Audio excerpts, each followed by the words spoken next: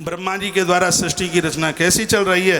कहा क्या बताऊं, मैंने इतने बच्चों को जन्म दिया, 11,000 बनाए और उन सबको नारद ने बाबा बना दिया। ब्रह्मा जी ने कहा तो बार बार बेटों को जन्म क्यों देता है, एक बार बेटी को जन्म दे के देख ले, उनको भाई बनाने को थोड़ी आ जाएगा। तब दक्ष प्रजापति ने 60 कन्याओं को जन्म दिया। चराचर जगत में जो भी कुछ दिखाई दे रहा है ये सब 60 कन्याओं की देन है। 15 कन्याएं धर्म के लिए ब्याही गई हैं, उसमें से 13 कन्याएं महात्मा कश्यप के साथ में ब्याही गईं।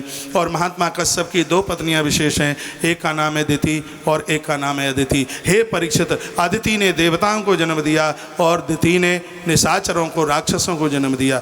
राक्षसों की एक बहन थी जिसका नाम था रचना। रचना का विवाह त्वष्टा के साथ किया गया। दोनों के माध्यम से एक बेटा हुआ जिसका नाम था सन्निवेश। उसके बाद में फिर एक बेटा हुआ, उसका नाम था विश्वरूप। हे परीक्षित, ये वही विश्वरूप हैं जिनको देवताओं ने अपना गुरु बनाया। परीक्षित ने कहा गुरुजी गुरुजी गुरुजी रुकिए, मेरे मन में कोई संशय हो गया। कहा क्या हुआ? मैंने तो ये सुना है कि देवताओं के गुरुदेव तो गुरुदेव बृहस्पति जी महाराज थे, ये बीच में विश्वरूप कहाँ से चल करके आ गए? ये कथा थोड़ी विस्तार पूर्वक आप हमें बताएं तो मुझे बहुत आनंद होगा। शुकवाच, भगवान शुकदेव कहते हैं कि तस्या सन्नि विश्वरूपस्य श्रांसी त्रीणि भारत सोमपीतम सुरापीत अन्नादामिति मा सुश्रुम। हे राजन, ये बीच में विश्वरूप देवताओं के गुरु कैसे बने? ये कथा मैं आपको सुनाता हूँ, ये सुनिए। बात उस समय की थी, एक बार देवराज इंद्र के मन में ऐसी बात आई। देवराज इंद्र के मन में ऐसी बात आई कि गुरु की जरूरत ही क्या है, ये कुछ करते धरते तो है नहीं, जब भी सभा में आए तो खड़े होकर इनका सम्मान करें, इनके पांव और छूने पड़े, हमें तो लाज लगती है। सगरे देवता मेरी पूजा करें और मैं बुढ़ऊ बृहस्पति की पूजा करूं, ये ऐसे कौन होते हैं? मैं इनका कोई सम्मान नहीं करूंगा, ये मुझसे बड़े नहीं हो सकते। यानी भागवत कह रही है, क्या भागवत कहती है? भागवत कहती है कि इंद्र कह रहा है गुरु की जरूरत नहीं है, और हमारी साहित्य संस्कृति कहती है कि हे इंद्र, जीवन में गुरु नहीं होगा तो तू इंद्रासन पर बैठ नहीं पाएगा। इसी लड़ाई में 1.5 घंटे की कथा है भागवत में। बात कितनी सी है? इतनी सी है। इंद्र ने कहा गुरु की जरूरत नहीं है, लेकिन भारतीय साहित्य ने कहा कि इंद्र, गुरु के बिना तो इस गद्दी पर नहीं बैठ सकता, तुझे खदेड़ दिया जाएगा। इसी संदर्भ में 1 घंटा 1.5 घंटे की कथा है, लेकिन मैं 1.5 घंटा नहीं लगाऊंगा, मैं तो समय से ही विश्राम दे दूंगा। लेकिन अभी भी मेरी यात्रा, ये समझ लो कि मुझे अभी यहाँ से कहाँ तक चलना है, बहुत दूर तक, जहाँ का मैं नाम लूँ वो भी और नज़दीक ही रह जाएगा, इतनी लंबी यात्रा है। सुनिए, तो कह दिया कि गुरु जी आए बृहस्पति जी महाराज दरबार में। इसने खड़े होकर स्वागत नहीं किया, सम्मान नहीं किया, आदर नहीं किया। गुरुजी समझ गए और गुरुजी उसी समय स्थान छोड़ के चले गए। शुक्राचार्य को मौका मिल गया, उन्होंने दैत्यों को कहा कि गुरुजी रूठा है, मौका बढ़िया, चढ़ा दो चढ़ाई।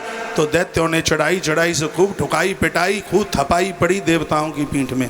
देवता रोते हुए भगवान के पास पहुँचे, भगवान को कहा कि ऐसी ऐसी बात है। परमात्मा ने कहा कि तुमने गुरु का अपमान किया है, गुरु से माफ़ी मांगो। इंद्र को अहंकार था, कहा हम दूसरा गुरु धारण कर लेंगे, लेकिन इस गुरु की हम शकल नहीं देखेंगे। तो इंद्र सीधे पहुंचे कहाँ? विश्वरूप के पास, जो कि दैत्यों के भानजे थे और 3 मुंह वाले थे। तस्यान विश्वरूपस्य श्रांसी त्रीण भारत सोम पीतम सुरापीत अन्ना दामित सुश्रुम। 3 मुंह से क्या करते थे? एक मुंह से अमृत पीते थे, और एक मुंह से ये अन्न खाते थे, और एक मुंह से शराब पीते थे। ये दुनिया त्रिगुणमयी है। इस दुनिया में भी 3 तरह के लोग हैं। एक तो वो लोग हैं जो अन्न खा करके पेट भर रहे हैं, एक वो हैं जो शराब पी करके नाच रहे हैं, और एक वो हैं जो भगवान की कथा पी करके अपना कल्याण चाह रहे हैं। 3 तरह के लोग हैं, चौथे तरह के लोग नहीं है। ये त्रिगुणमयी दुनिया है। विश्वरूप, ये पूरे विश्व का रूप क्या है? विश्वरूप यानी पूरा विश्व का रूप क्या है? ये पूरा संसार त्रिगुणमयी है। यहाँ रजोगुणी लोग तो पेट भरने को आए हैं, तमोगुणी लोग दूसरों को समाप्त करने के लिए आए हैं, और सतोगुणी लोग दूसरों का कल्याण करने के लिए आए हैं। इस जगत में 3 तरह के लोग मिलते हैं। तो ये श्री विश्वरूप जी, और इनको देवताओं ने अपना गुरु बना लिया। और जब कोई अनादकारी को ज़्यादा सम्मान मिल जाएगा तो वहाँ तो सब गड़बड़ हो जाएगा। घड़ी का कांटा मन देखिए, बिल्कुल मैं समय से छोड़ दूंगा, आप बिल्कुल चिंता न कीजिएगा। तो विश्वरूप के पास चल करके आए और विश्वरूप ने देवराज इंद्र की रक्षा के लिए उन्हें नारायण कवच का मंत्र दे दिया। कहा यह मंत्र नारायण कवच का मंत्र है, ओम विष्णवे नमः, ओम विष्णवे नमः। काल के गाल में भी व्यक्ति जीवित रहता है। एक दिन गुरुजी यज्ञ करा रहे थे और आखिर में विश्वरूप को ये समझ में आया कि मैं दैत्यों का भांजा हूँ, दैत्य मेरे मामा हैं, उनकी पराजय हो जाएगी तो ठीक नहीं है।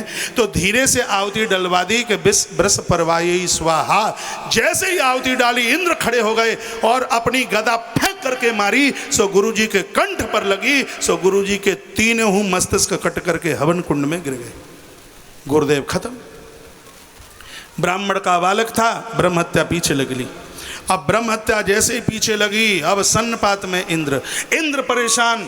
अब भागे दौड़े इंद्र भगवान के पास पहुँचे, क्योंकि भगवान इंद्र के भ्राता हैं। कहा प्रभु रक्षा कीजिए, अब मैं क्या करूं? कहा तुमने गलती करी है, ब्रह्म हत्या तुम्हें पीछे लगली, अब इस ब्रह्म हत्या को कुछ जगह बांट दो। पूछा कहाँ बांट दूं? कहा ये ब्रह्म हत्या धरती को दे दो, जल को दे दो, पेड़ों को दे दो, और माताएं बहुत भोली हैं, सीधी हैं, ये ब्रह्म हत्या उनको दे दो। देव ऋषि नारद जी भी बड़े आनंद के साथ में इस कथा का गायन करते हैं। देवराज इंद्र ने सबसे पहले धरती के पास लिखा है कि भू अम्बुद मयो विष्णु चतुर्धा विभजाद्वरा भूमि स्तुरियम जग्राहा खात पूर्वेण च हिरणम ब्रह्म हत्यायाम रूपम भूमो प्रदर्श्यते है।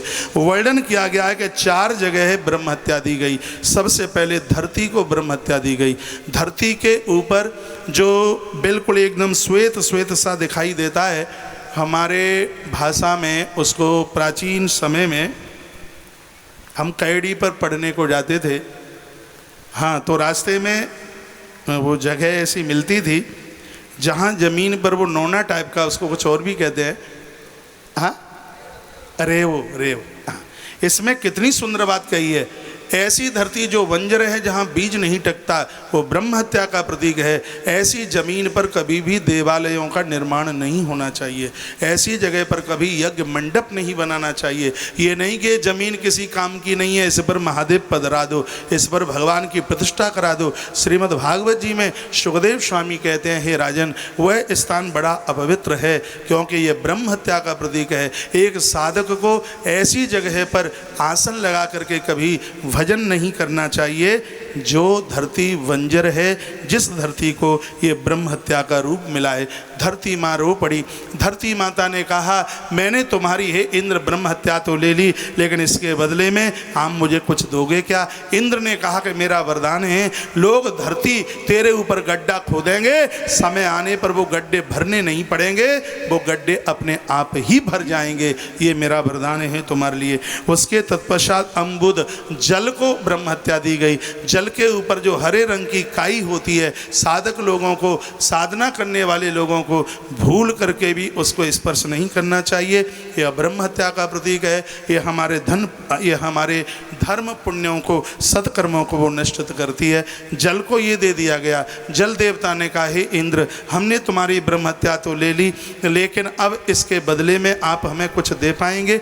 देवराज इंद्र ने कहा जल स्रोतों में से जितना भी पानी खींचा जाएगा, पानी कम नहीं होगा, वह जल बढ़ता रहेगा। यह हमारा वरदान है तुम्हारे लिए। उसके तत्पश्चात वृक्षों को लिखा है, वृक्षाणाम स्वरूपणाम ब्रह्म हत्याम प्रदर्श्यते। वृक्षों को ब्रह्म हत्या दी गई। पेड़ों ने ब्रह्म हत्या ली। पेड़ काटने के बाद में गोंद टपकता है, ये ब्रह्म हत्या का प्रतीक है। सजग समझदार लोगों को वह नहीं खाना चाहिए। पेड़ रो पड़े। देवराज इंद्र को कहा कि हमने ब्रह्म हत्या तो ले ली, लेकिन हमारे कल्याण के लिए क्या हमें भी आप कुछ दे पाओगे? देवराज इंद्र ने कहा पेड़ की डालियां कट जाएंगी, द्वारा से वो शाखाएं अपने आप तैयार हो जाएंगी। ये हमारा दिया हुआ वरदान है तुम्हारे लिए। उसके तत्पश्चात चौथे रूप में पूज्य मातृ शक्ति को ब्रह्म हत्या दी गई।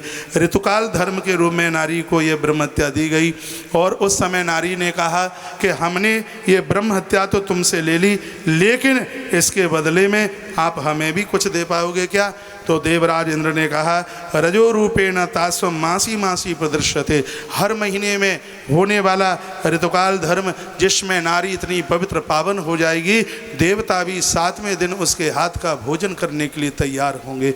इस ग्रंथ में लिखा हुआ है 5 दिन के बाद नारी परिवार के लिए भोजन बना सकती है, लेकिन देवताओं के लिए प्रसाद नहीं बना सकती। जब 7वां दिन होता है उस समय देवता उसके हाथ का अन्न खाने के लिए तरसते रहते हैं। उस समय वो अपने हाथों से अन्न बनाकर देवताओं का भोग लगाती है, उसको तत्काल 10 अश्वमेध यज्ञ करने का फल तत्काल प्राप्त हो जाता है। ऐसा भगवान सुखदेव राजा परीक्षित को वर्णन करते हैं।